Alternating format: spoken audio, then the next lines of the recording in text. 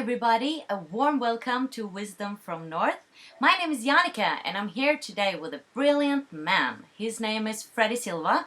He's one of the world's leading investigators on the subject of sacred sites, earth mysteries, ancient systems of knowledge, and the interaction between temples and consciousness. He has released several books, including The Divine Blueprint and First Templar Nation, which recently came out. He is a film documentary maker and he conducts tours around the world to visit sacred sites. And we will talk about sacred sites today. Now, Freddie, it's so nice having you on the show. Welcome to Wisdom from North. Well, it's good to be in Norway, finally. Yeah, you're actually coming to Norway in a few weeks, and I'll meet you there at the Evolving Consciousness Conference. Absolutely. Yeah. First picture on you. I'm looking forward to that. But before that, we're going to talk about sacred sites today. And I know that you've been working as a photographer and you had a kind of a mainstream job as a graphic designer. But now you're into mysteries and ancient secrets. And I'm curious about when you started working with that and where that passion comes from. I was drawing pyramids when I was 3 years of age. I didn't really blend in with other children, so I'm of a firm belief that I think we're all born for a specific reason. We don't really find out until later in life. But I found out pretty early that I wasn't sort of part of the normal human race that was meant to be doing normal things. So yeah, I was into early mysteries and earth mysteries from a young age. And then I went into the commercial world, as we do, got to earn a living. And then about 1995, I suddenly got involved with crop circles because I was living in England. And I began to realize that so much of the crop circle mystery is so connected to sacred sites. I mean, if you look at a real crop circle, for example, it's like looking at a pyramid or a stone circle. It's exactly the same technology. So that really reacquainted my passion for sacred sites in general, and I just began researching the whole thing from head to foot, from the mysticism to the science, because with the science that underlies the understanding of sacred space, it helps the skeptics then understand why people build enormous sites with big stones, and why they do it, and what they're doing to us. So it's been a strange journey, but it's been very worthwhile. The fringe benefits, as I call them, are magnificent. So what are the places you have been looking into, and what have you found at these places? I mean, why are they sacred? Well, it's a brilliant question, because we talk about sacred space without really understanding why it is sacred. And so I wanted to know exactly the same reason. It turns out that the more you begin to look at the inheritance of sacred sites throughout the world, there is a shared common blueprint. So whether you're in Norway, whether you're in Britain, whether you're in Malta or Egypt or even India, it seems that the sites, although they differ slightly from place to place, they are based on the same principles, the same laws, which allow for a certain type of movement of energy to be collected in a certain area, which does influence the human body, and by definition, it influences the mind as well. So I'm talking about the manipulation of electromagnetism, which is natural to the earth. I'm talking about the fact that every single sacred space is built above or near deposits of water, which is very important. If you're into homeopathy, you'll know this. They all involve sacred geometry and also sacred measure. There is a unit of measure that links them all together, despite the fact that all of these people never were supposed to talk to each other, which is an extraordinary thing. But then when you start actually looking at this from decade after decade and from traveling around the world, acquiring this information, you begin to realize that all of these sites throughout the world are linked as well. So a site in Central Europe will be linked to one in New Zealand, will be linked to one in North America. They use the Earth's magnetic grid in order to do so, and it's something that NASA discovered very recently as well. There was a comment made by someone in NASA that said that whenever they are looking for energy lines on the face of the Earth, they first look at the underground deposits of water, because the water attracts the energy lines. So it proves that these energy lines that we keep talking about as New Age people, they are there, they do exist. It's just not something that dowsers find by accident. Is that what it is called, ley lines? It's not the same thing, Okay. but people do confuse the two. Ley lines are geometric alignments. Okay. Very, very different. These are the Earth's natural flowing, of what I would call tunnels of energy that flow through the landscape. I have one that goes through my apartment here in Maine. It drives people crazy sometimes because they're picking up something but they're not sure what it is. But they are everywhere, and it turns out that all the sites are linked through this invisible web of energy. And of course, you and I are also electromagnetic. We're also made of a lot of water. So when you stand in a sacred site, because the sacred site is built on those two fundamental principles, there is a connection and an interchange of energy that goes on at these sites. So in a way, when you stand in a sacred space, you are standing in something that's a mirror image of you.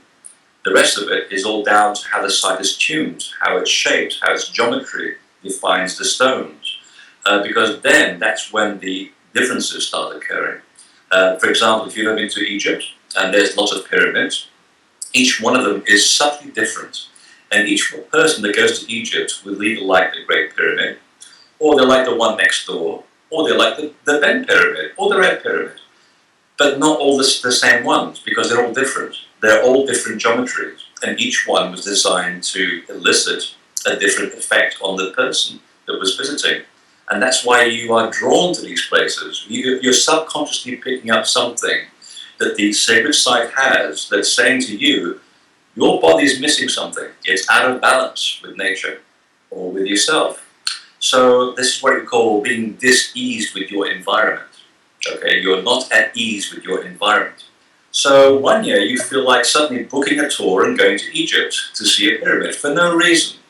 Why not the year before or 10 years earlier? Because now the time is right that your body is missing something that the pyramid has, and you go to this place to soak a little bit of the energy up, a bit like blotting paper with ink, and you wake up something within you that starts to remind you of the purity of who you are, and remind you that you are a god.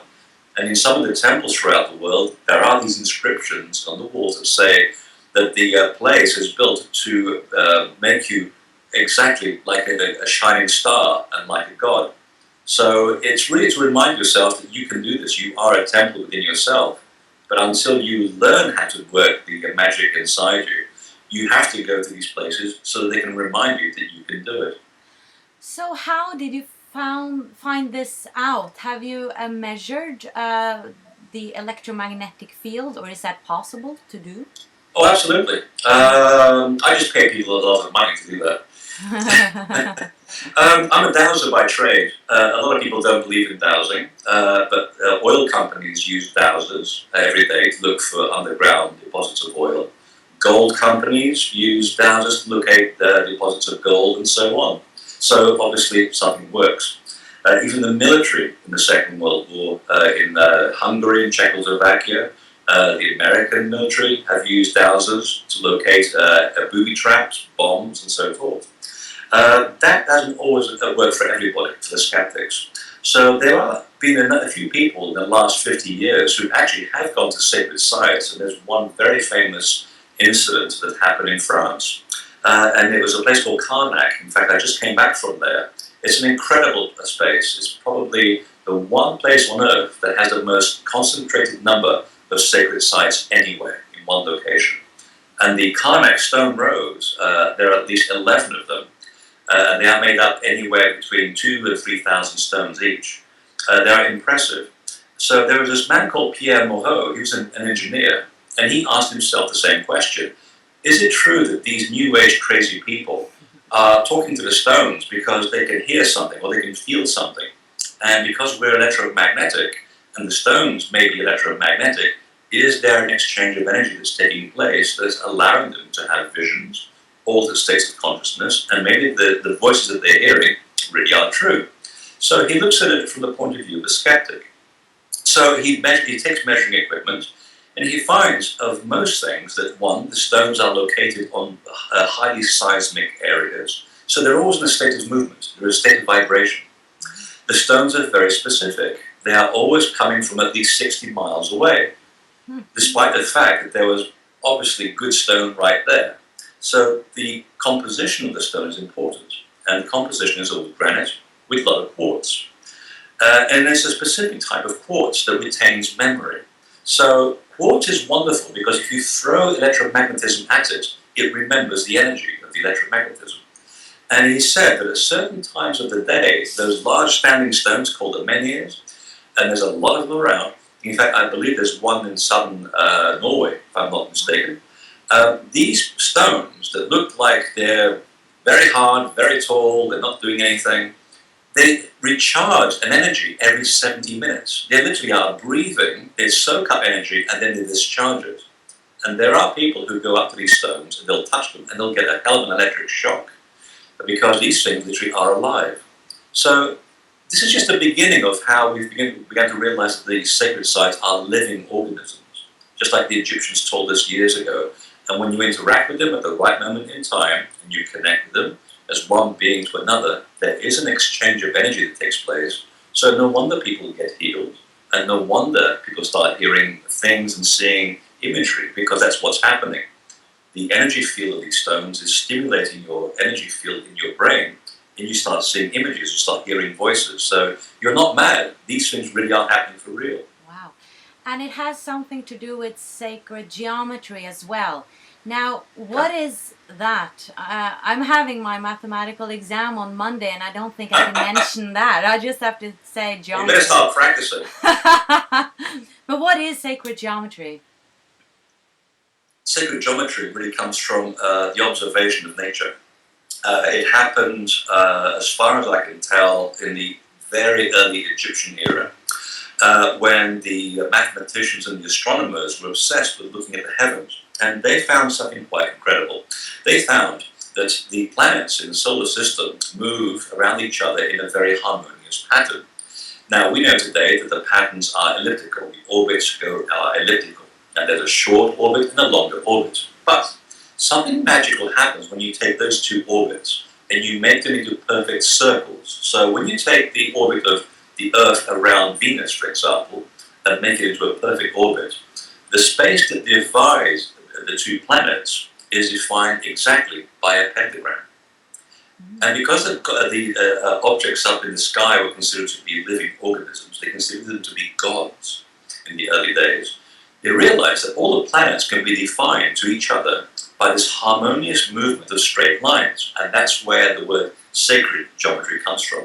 It literally is the measure of the world of the sacred, of the gods. So they took it a stage further. They said, well, if the world of the gods in the heavens is perfect, and this geometry defines the way that things relate to each other in perfect harmony, our world down here isn't always harmonious. We're always falling out of harmony with life or each other. So, if we build temples that have all of this geometry inside it, although you can't always see it, and it's hidden, the geometry is always hidden, it means that we can create a certain space, an environment where a pilgrim can walk in, and you can basically feel the perfection of the world of the gods. And if you meditate on this and you become open to the sacred space, you become responsive to that energy, and you should walk out exactly as a mirror image of the gods too. So it was a very early form of psychology, if you like, where they would heal people by making them feel whole, which is where the word holy comes from. You are whole within yourself by going into a temple, being submitted to these geometries and these energies, and you walk out as a perfect being. It's brilliant thinking. Yeah, because in one of your books, I believe that you have 7 laws of manifestation, or where you explain how one can create like a sacred space at home, and I believe that you did that at your home at one point. Oh, I do. I have 2 in my house, in my apartment. That was the one thing that I wanted to learn during this work, is how can we do this practically? It's very difficult nowadays to build your own stone circle. It's bloody expensive for one thing, and your landlord might not appreciate it. Your neighbour certainly might start burning you alive. So I thought, is there a way that this technology is still alive? Can we work with this in some way? And after about 10 years of going to many sacred sites, they begin to talk back to you. It's a wonderful exchange of information takes place. And you think you're very clever because you've got all these ideas that are coming to you. but it's really the sacred site that's talking back to you. And I made notes, and after a while I came to the conclusion that virtually all the temples in the world are built on 7 laws. And again, I mentioned several of them already. There's water, electromagnetism, sacred geometry, sacred measure, alignment, and then there's a couple more. And you can actually take some quartz or some basic stones, figure them out in your apartment, and by using very simple principles, which I've been able to teach people in a day, you can create your own sacred site. So yes, I do have 2 here in my apartment. One's in my living room, and you can't see it. I mean, it's very well hidden. There are crystals in bookshelves and things, but they are very cunningly located and harnessing an electromagnetic line and done in a certain geometric pattern that when you walk into the room, people know that there's something going on. They don't know what it is, and they always sit in exactly the same spot in the living room where I expect them to sit. There are many places they can sit, but they'll always go there because they know there's something very right about that spot. And that's exactly where the confluence of ideas takes place. And I use that as my creative space. I really hope that you will teach us in Norway when you come here. I want to learn that. A few bottles of scotch and I think I can body anything. Great. Now, okay, here comes the big question. Who do you think built these places? For instance, the pyramids in Egypt. I know you've been talking, I've been listening to you online, and you've said something about the shining ones, which got me really fascinated. Because and you showed a picture of this giant that has been found in 1896, and I had no idea about this. So please elaborate. Well, it's fascinating. I want to know the same thing as well. I kept going back to ancient texts. The further back you can go in time to any original source, it's always going to give you the best information.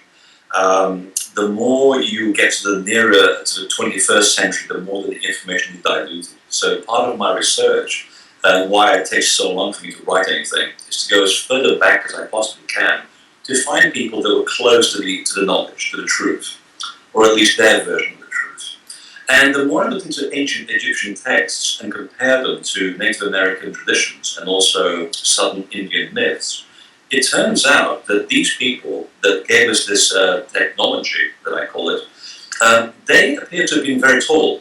That's the one thing that keeps appearing again and again and again. They're very tall. They all came from a land somewhere in an ocean that sank during a huge catastrophe where the waves overwhelmed their home, and that the few that survived brought with them the wisdom of an earlier era when there were true giants who built cities of knowledge. And these people weren't just big mentally, they were also very big in terms of physical.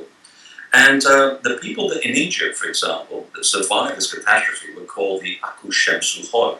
And it literally means the followers of Horus, the shining ones. And they seem to appear in the pyramid text again and again and again. And there's a wonderful line at the Temple of Edfu, and I was just there in January. It's a wonderful thing to see in front of you, this actual description, if you read hieroglyphs, of the people who built the original site. And it says, you are to stand up in this academy, which is the Temple of Edfu, you are to stand up in this academy with the Ahau, and they measure 7 cubits tall, that's right. So basically, these people were about 15 feet tall, and their nickname, the Ahau, literally is the shining one. And they were the masters that were teaching normal, average-sized humans like you and I, although I'm 6'5", I'm 2 meters tall, so I'm not really average. But average people, they would teach them the secrets of temple building and how to create perfect cities. And because the temples were perfect and the cities were perfect, then life would be perfect because of that. One thing would meld into the other. It was a way to conduct your life in a perfect harmony if you lived in an environment that was also in harmony with nature. So these people were very, very tall. They were the keepers of the knowledge. And they seem to have gone from southern India, from Egypt and other parts of the world, and they seem to have just moved outwards. And their charge, and again you can read this in Edfu, at the temple, it said that once they completed the primordial mounds of the gods and they rebuilt the former mansions of the gods that had fallen in a catastrophe, they then wandered into the hinterlands, as they call it, to build other centers of knowledge. So they seem to have actually spread out from 3 or 4 specific places in the world, and then gone around to teach people how to build their civilizations from scratch. And we hear about them in Britain as well. We have memory of the Shining Ones around Avebury and Stonehenge. The tradition still endured to this very day. And yes, in the mounds that we have there have been skeletons of 10-foot people buried with elongated skulls who were supposed to be the keepers of the knowledge. And these people seem to track all the way back to Egypt as well. Same thing happens in South America. Very tall people, always 7 of them, by the way. They always travel in groups of 7. They call them the Shining Ones again. In South America, it was Viracocha, who was the leader of the Shining Ones. And they were said to have rebuilt the temples in the blink of an eye, overnight, and always using sound. So the same story happens in southern India and Egypt. And these cultures were not supposed to have been in contact with each other. So there must be a vein of truth to the story. They couldn't have just made this up. So that's why I find it fascinating that we have these traditions of tall people with a lot of knowledge, and then we find their bones buried again and again and again throughout the world. And as you quite rightly pointed out, Yannicka, that in my last book, I did actually show a photograph, a real photograph before Photoshop, of an actual giant, a 15-foot giant dug from a giant's grave in Ireland. That's why they call them giant's graves. And again, with the meat still fossilized on the bone. It's quite an impressive picture. But so why isn't this mainstream information? Why is that giant not in a museum? Where did it go? Why Now we get to the conspiracy part. Ah. Well, you have to understand that this stuff was coming out during the Victorian era. The Victorians, and especially in Northern Europe and specifically in Britain, felt that they were the high point of civilization. White people in Northern Europe in the Victorian era were the limit of or the culmination of thousands of years of development, and there could not be anyone who was better than they. So when you start digging up places in South America, which totally make anything in Northern Europe seem silly by comparison, you obviously have different, very advanced cultures anywhere else. You have people that look differently, which don't conform to the specific notations of the Bible, which back then was the official version of events. You have to understand that the Bible, even in the Victorian era, they claim that the world was made in 4000 BC. It's a ludicrous idea today. So they couldn't understand how that would fit into their paradigm. And because it couldn't fit into their paradigm, it didn't exist. It had to be destroyed. The evidence was destroyed. I have proof that in Britain, a lot of these skeletons were sent to the Natural History Museum. They vanished. They totally disappeared. I know archaeologists in the 60s who saw the skulls actually being destroyed because the archaeologists could not account for these things. They could not fit them into the linear idea of how life is supposed to be. And the same thing happens in America as well. They found 12-foot people buried in mounds in the Appalachian Mountains, not far from where I live. And again, they go to the Smithsonian Institution, and you never hear about them ever again. But if you look at the reports from the 1900s, they're all written in church records, in local newspapers, and it's the same story. The skeletons go to some institution that's supposed to know everything, and you never hear about them again. And I think the information, it's like UFOs, I think the information will eventually come out when the elite are comfortable with accepting that there are other levels of reality that we can't actually linearly account for. I see. So this has been a journey for you too spiritually, and I've heard that you had a truly profound experience at the pyramids, which I would love to hear about. One of many. The funny thing about these things is that if you go to these places with an open heart and without actually requesting anything, the place does talk back to you. And this is what I mean when I call the work that I do, and others like me as well, there are fringe benefits involved. It doesn't pay very much. The checks are always, maybe tomorrow, maybe next month, but the fringe benefits are interesting. I'm always amazed when I go to these places, not asking or expecting things to happen, that they do happen. And when they do, it takes me a while to try and understand what happens. And one of my most memorable experiences was in the pyramid, the Great Pyramid of Giza. We had gone there with a group. I work with a quiet group in England who does, I can only describe it as spiritual terrorism. We go around cleaning up sacred sites that have been misused.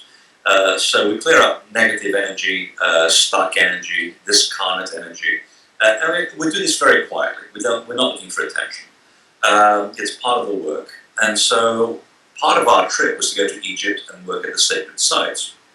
And we have our glorious fearless leader, who's a very good psychic. In fact, the police and the military actually use her in Britain for answering the questions that they can't understand, like missing people, for example. And she has an exceptional record of finding things for the armed forces. So we know she can be trusted. Well, on this particular day, we couldn't actually all get into the Great Pyramid. We had not been able to secure private access, which you need to do. So we only managed to get 5 members of the group into the Great Pyramid. Everybody else had to stay outside. So they were very disappointed. So we walked upstairs through the Grand Gallery, went into the King's Chamber, and if you've been there, it's very claustrophobic, it's humid, it's not for everybody. And the 2 women that were with us, they didn't feel at all at ease, they didn't like the energy, and they just left. And that's cool, because it's a very masculine building. The pyramid next door is for the female body, or the female energy, and a lot of women like to go in there, or a lot of men who work with feminine energy. So there's just 4 of us inside the King's Chamber. All the tourists have suddenly disappeared. Now, that doesn't happen in the Great Pyramid. The place is just running full of people. There are kids running around. Even the pin dropping makes a whopping sound in that chamber. And suddenly they're gone. It's total quiet. And then something equally mysterious happened. The lights went off. We're in complete pitch darkness. You can't see a thing. 4 guys, and one of them said to me, well, why don't you lead a meditation? We'll do a quick toning. We'll honor the sacred space in the manner in which we've been taught to do. And we make the best of what little time we have here. And I thought, that's a good idea. And so, I stood in a specific spot where it felt right, and I began to, there are sounds that were coming out of my throat that have never come out since, or had come up to that point. I don't know what was coming out, but it was beautiful.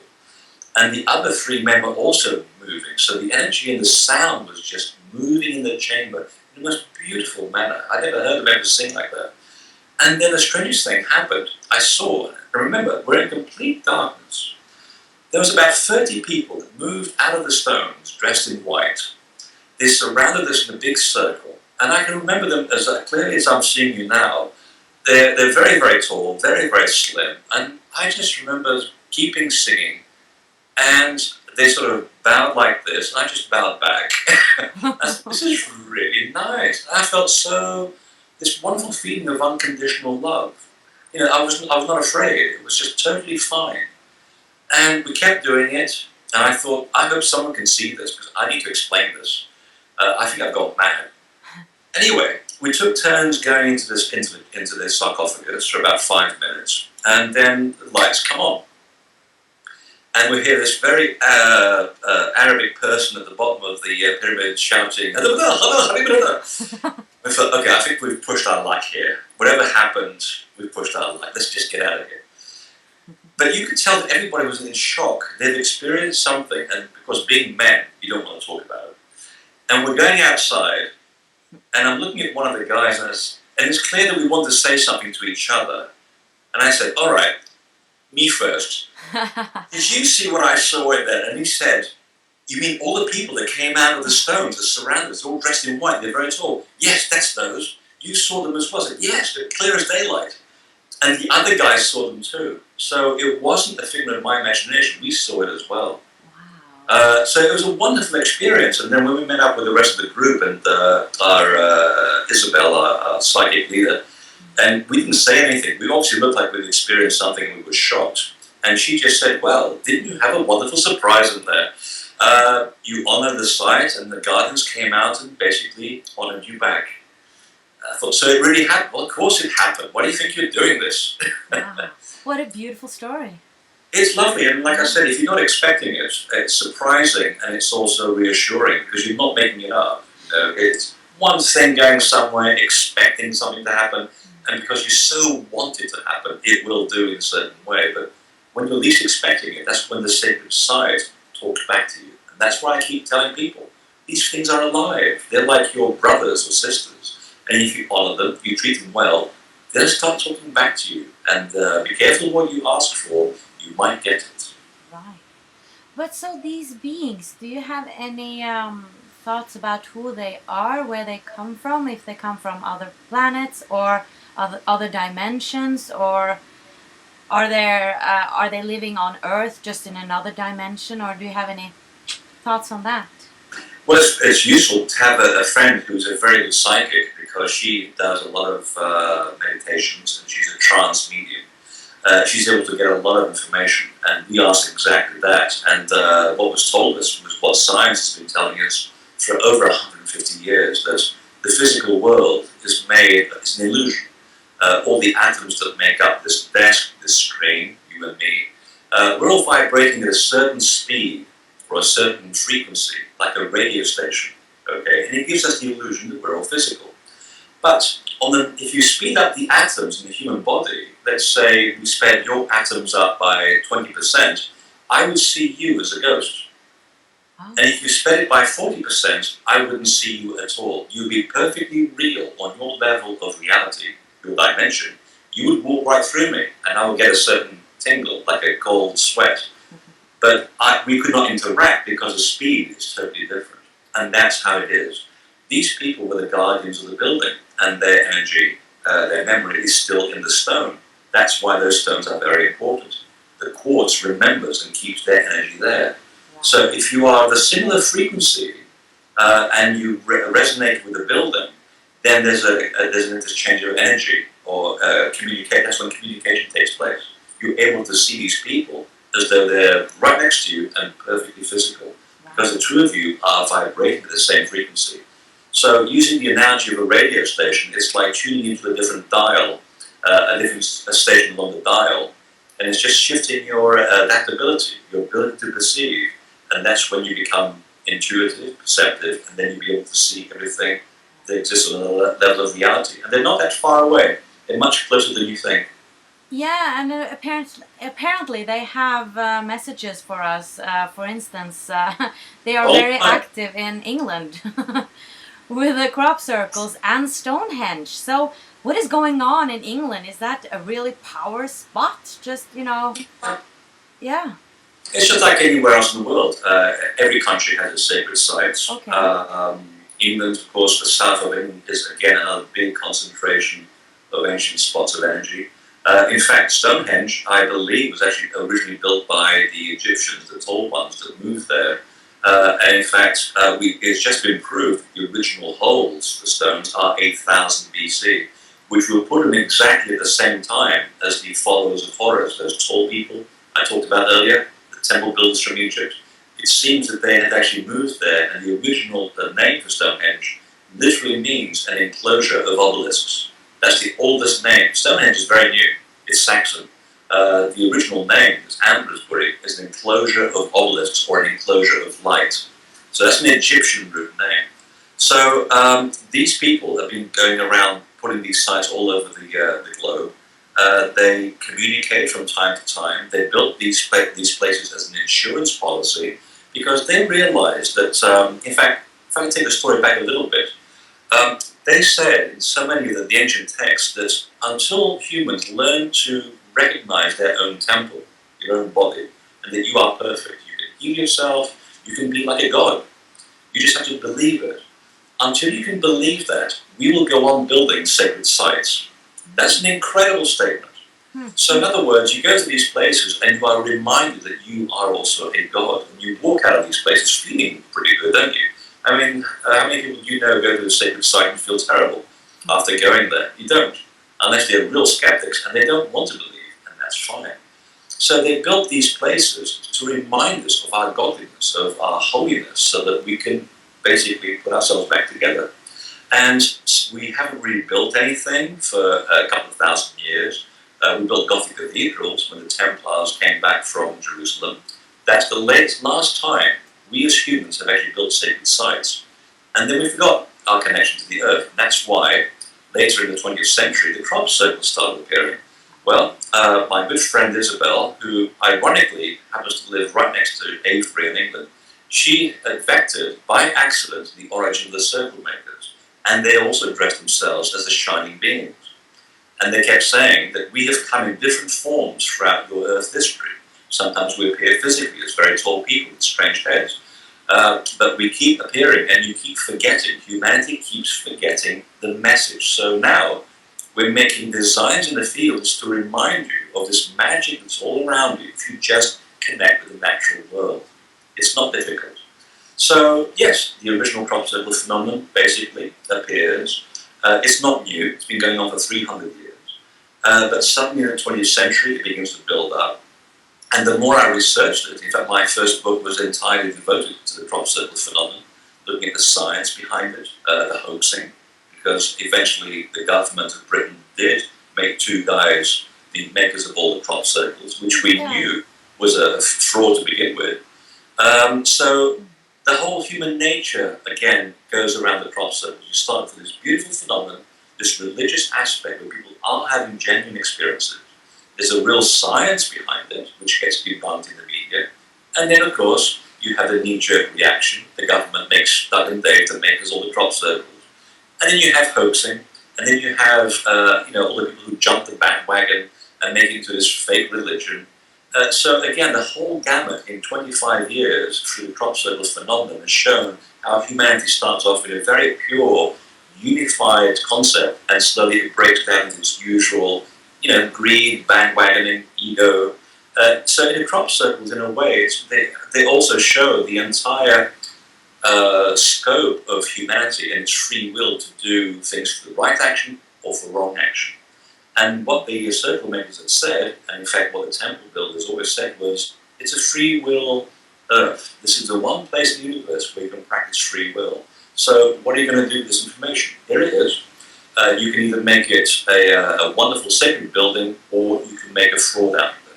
It's up to you, and that will define your experience.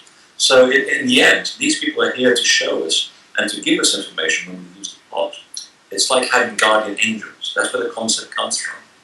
And we take the information and we use it for right action or for wrong action. And the chips will fall where they may. Because they keep saying it again and again, we cannot influence the direction of the human outcome. It's not in our charge to tell people how to lead their lives. Humans are totally, they have to define the way that they live their lives and their future. Because if we help people and the human race evolve, it will defy the very basic law of the universe. Are you a Star Trek fan, by the way?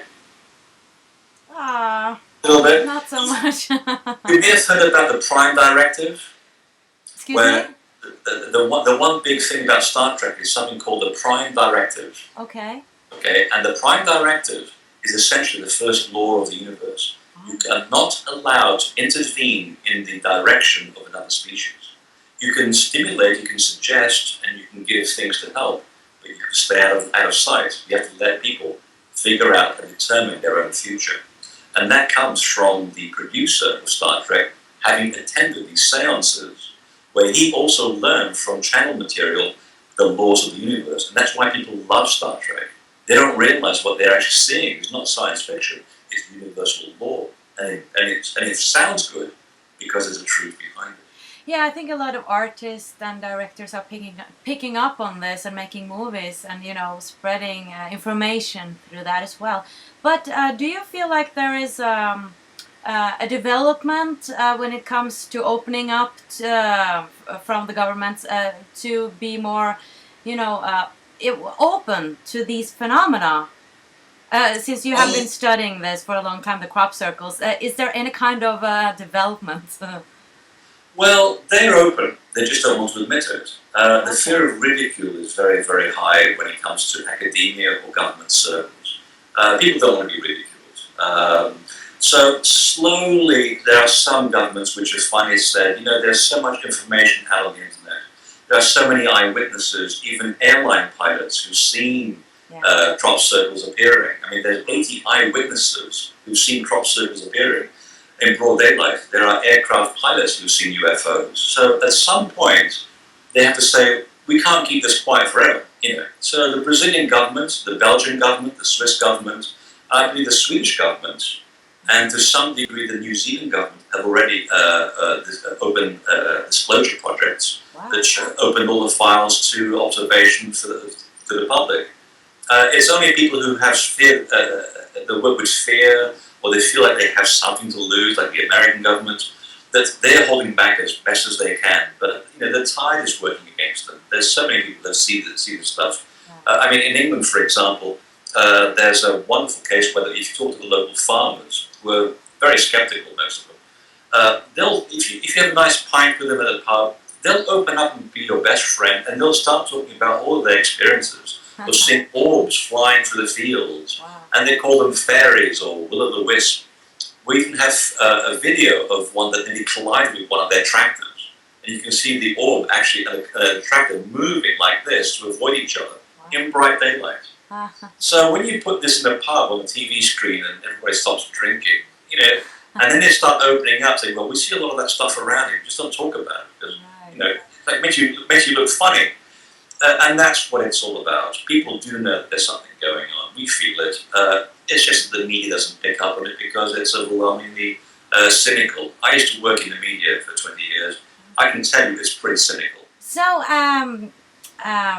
do you have any suggestions on when people approach these places, what kind of mindset you should have if you want to experience something or if you want healing for something? How can you approach these places? So you come on one of my tours. I think you should approach them with reverence, as though you're treating and approaching a dear friend. The spirits of place is very strong in all these places, and until you get into the rhythm of this work, you will not believe it. It takes a little courage to step out of your comfort zone. It takes a little courage to believe that a rock can be a sentient being, that it can hold an energy, and now we know that it can hold energy because we've proved it. Obviously, it doesn't take that much of an imagination to show that there is something there, whatever you want to call it, a spirit of place or an energy or a vibration that you can interact with, because you're made of the same stuff. So what I always tell people is to, before you disappear into the woods, into the fields, do a little bit of preparation. Ask yourself, what is it that I want from this? And does it serve the bigger picture? Not just myself, but does it serve a bigger picture? Because that's what they're looking for. You can be a little bit selfish about this thing sometimes, especially if you're looking for healing, and that's fine. But if what you're requesting when you go to these places serves a bigger purpose, the place opens up to you more. And take your time. Don't go there on a busy weekend when all the tourists are there taking photographs, because the place shuts down. You'd be amazed what happens in a place like Stonehenge when the tourists go away. And you come back by yourself, the place becomes a different environment. It opens up to you again. It's like it sees these people taking pictures, and it sits there having a smoke, a drink. I'll open up when these guys are gone. I watch busloads of Japanese tourists running around Stonehenge, shooting photos, and spending an hour in the car park looking at the photographs when the monument is right there. I guess it's a cultural thing. Yeah. So have reverence for it. Take your time, fast. Don't eat much when you go to these places. The lighter your body is, the less dense it is to absorb anything that you might be able to pick up. And take time, just do nothing. Empty your mind of expectation, sit with a place, listen. Start hearing the water running or the sound that goes through the stones. The more you start tuning in and paying attention to the little things, the more you begin to be more sensitive to your environment. So we're all sensitive, okay? We're all people who can channel. We just forget it. And the more open you are to the spirit of place, the more you begin to perceive that you're being surrounded by someone who actually wants to connect with you, or wants to talk with you. And they have a mischievous sense of humor, so you've got to allow for that. They really do. But the more you do it, just like driving a car, the better you get. And then it becomes second nature. You become so attuned to it that you're picking things up with your peripheral vision. You are hearing voices, you're writing down notes very, very quickly. And you also learn to discern whether that information is coming from your ego or whether it's coming from somewhere else. And that takes experience. Much of what I was doing when I was younger, I so wanted to believe so many things that I would then look back years later and go, well, that came from my own head. That didn't come from a spiritual place. That really was me talking to me. I want to discard that now. Because this information, now that's better. And there is a difference. You will notice this. And the more you remove yourself from the picture, the better it gets. You become part of this big family.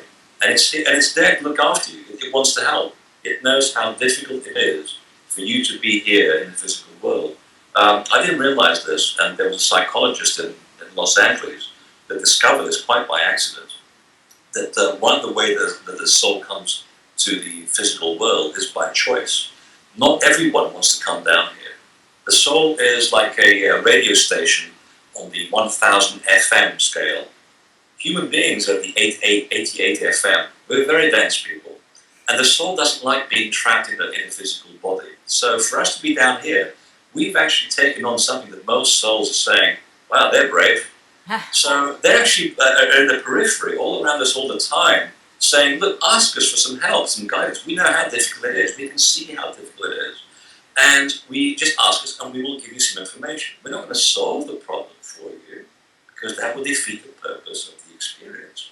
If you just ask and sit still, we will give you some info, bro. That's how it works. Wow. Amazing. Thank you so much for this wonderful information. And I can't wait to hear more when you come to Norway because this is a huge topic. And if people want to know more about you, I guess they can go into your website and you have DVDs there as well? I have books, DVDs, invisibletemple.com. I'm going to bring just a handful to the conference. There's only so many things I can carry in luggage. But do go there. There's lots of information all the time. And there's tours and things. Now I'm looking forward to being in Norway. I tried to manifest going to Denmark. Norway is pretty close. Yes, it is. Have you been to Norway ever? Sorry? Have you been to Norway? No. No, how A exciting. friend of mine was a heavy metal drummer from Norway. Wow. And I thought the Flower Kings were from Norway, but they're actually from Sweden, so count. Well, Norway looks very forward to have you coming. Forward to making friends and having a good time, And thank you so much, and take care, and I'll see you soon. I'll see you in a couple of weeks, Annika. Yeah. And thank you so much for watching, guys, and goodbye from Oslo and Maine. Take care. Bye.